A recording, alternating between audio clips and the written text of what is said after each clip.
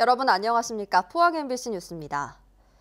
포항 지진과 관련해 사업자인 넥스지오와 한국지질자원연구원 등 정부기관을 압수수색한 검찰이 오늘 포항에 있는 관련 시설을 조사했습니다.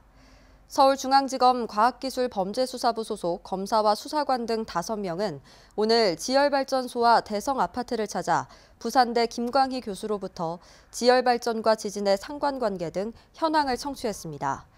수사진은 또 고발인과 시민단체, 흥해 주민대표 등 10여 명과 포항지청에서 간담회를 갖고 피해 실태를 파악했습니다.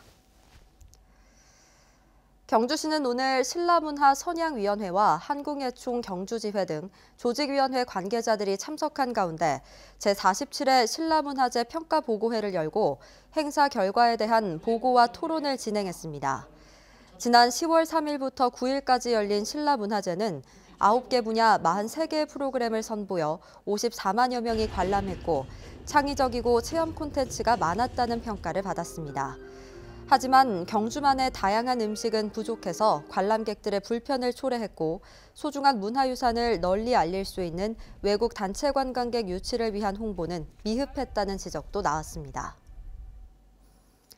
경주시는 신라환경 보건정비 특별법이 국회를 통과한 것을 기념해 이달 31일까지 사적지를 무료로 개방하기로 했습니다.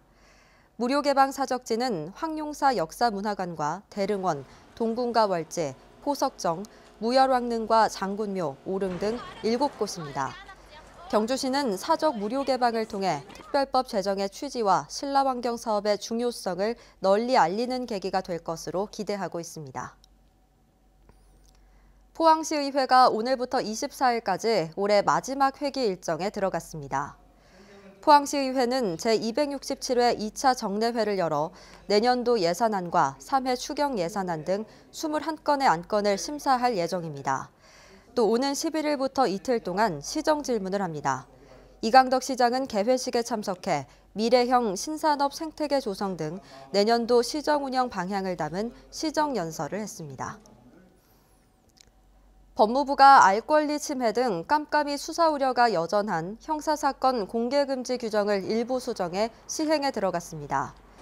이에 따라 이달부터 전국 66개 검찰청은 형사사건 공개심의위원회에서 전문 공보관을 통해 형사사건 공개를 결정하고 수사 중인 사건의 피의 사실과 수사 상황은 원칙적으로 공개를 금지합니다.